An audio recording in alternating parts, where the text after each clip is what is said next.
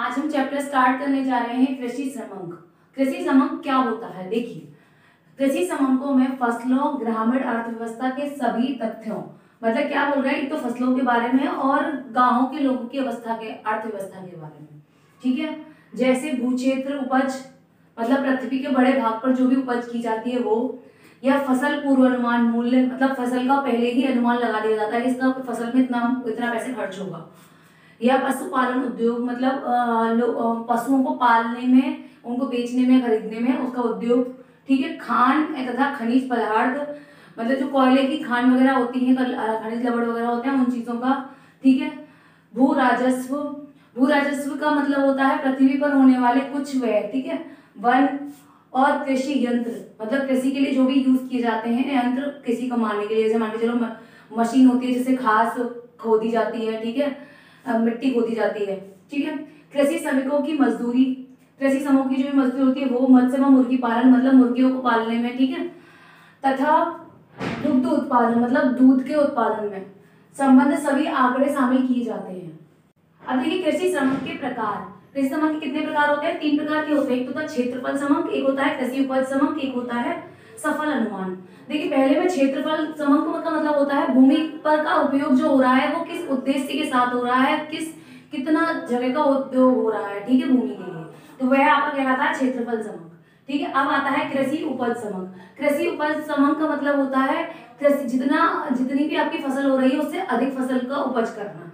जैसे मान के चलिए कुछ फसल के नाम है, जैसे उत्तर प्रदेश, मध्य प्रदेश, पंजाब, कर्नाटक, ठीक है, उड़ीसा, इन सब जगहों पे क्या होता है, गेहूं, चावल, तिलहन, कपास, ये आदि क्या फसल होती है, ये फसल यहाँ पर अधिक होती है। ठीक है, इन क्या शहरों में। ठीक है, तो अब है फसल अनुमान। अब फसल अनुमान का मतलब क्या होता है, फसल का आपने अनुमान लगाना। तो देखिए क्या हुआ, 1884 में पहली बार गेहूं फसल का अनुमान लगाया गया। ठीक है, जब 1884 में पहली बार गेहूं फसल का अनुमान लगाया गया तो 38 फसलों में 75 अनुमान निकले। मतलब अगर आप क्या थी, 38 तरह की फसल थी, उनके 75 तरीके के अनुमान लगा लिए गए। ठीक है, अब उसे क्या किया गया, estimate of area and production of principal crops in India, मतलब इस पत्रिका में उनका, मतलब वार्षिक पत्रिका आती है ये इस नाम से। ठीक है, उस पत्रिका को क्या किया गया, उस पत्रिका में इनका ये बता दिया गया कि 38 फसलों के 75 अनुमान है। ठीक है, उन्हें वहां पे साबित कर दिया गया। ठीक है, कृषि समंकों के दोष, क्या क्या दोष है उसमें। देखिए पद व्याप्ति में रिक्तियां, मतलब पद बहुत सारे हैं और मतलब खाली है बहुत सारे पद। ठीक है, दोषपूर्ण सारणी, मतलब जो भी हम टेबल बनाते हैं या जो भी हम कैलकुलेशन करते हैं तो वो क्या है, वो उसमें गलतियां निकल आती हैं। ठीक है, निरीक्षण के दोष, मतलब जांच पड़ताल करने में भी गलती हो जाती है।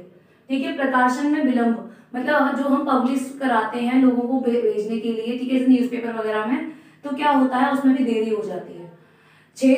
क्षेत्र व्याप्ति में रिक्तियां, मतलब जगह नहीं मिल पाती कृषि करने के लिए। ठीक है, दोषपूर्ण प्राथमिक प्रतिवेदन एजेंसी, क्या है, जो प्राथमिक प्रतिवेदन एजेंसी है उसमें भी कुछ कमियां हैं। ठीक है, दोषपूर्ण आयोजन, मतलब जो भी आपने जो नियोजन करवाया है, जो आयोजन करवाया है, एक ये मान के चलिए कि आपने जो भी उसे सेल करने के लिए जो भी आयोजन करवाया उसमें भी गलतियां हो जाती हैं। और वर्गीकरण में एक रूपता का अभाव, मतलब जो लोग सब मिलकर काम करते हैं वो एक मिलकर काम नहीं करते, उनका भी अभाव रहता है। ठीक है, अब है कृषि समंकों के सुझाव।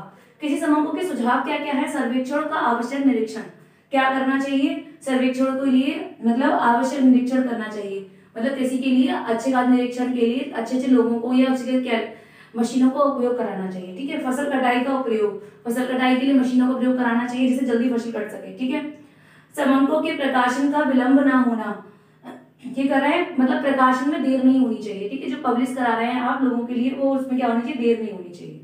अधिकारियों को उचित वेतन और प्रशिक्षण मिलना चाहिए, अधिकारी को क्या मिलना चाहिए, उचित वेतन मिलना चाहिए, प्रशिक्षण मिलना चाहिए।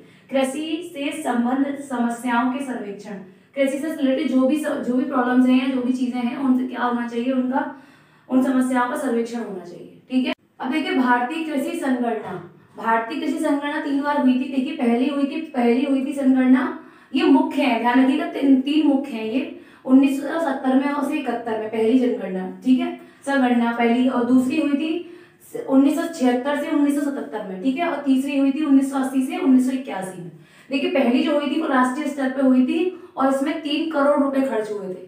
ठीक है, अब देखिए अब आती है भारत की प्रमुख फसलें। भारत की प्रमुख फसलें मतलब खाद्यान्न से गेहूं, मक्का, बाजरा, ज्वार, चावल, रागी और जौ, ये सारी फसलें खाद्यान्न की थी। बागान उपज की चाय, कॉफी, रबर, ठीक है। दालें तुअर, अरहर, चना, उड़द और अन्य, मतलब दालें तो ये मान के चलिए कि भारत में सारी दालें भारत में ही हुई, ठीक है। रेशेदार फसलें कपास और जूट, ठीक है। और अन्य फसलों में आती है गन्ना, तंबाकू और मिर्च, ये सारी फसलें कहाँ हुई है? भारत में हुई और भारत की प्रमुख फसलें हैं, ठीक है। तो आज की क्लास हम यहीं पे खत्म करते हैं, कल फिर मिलेंगे हम नई क्लास के साथ।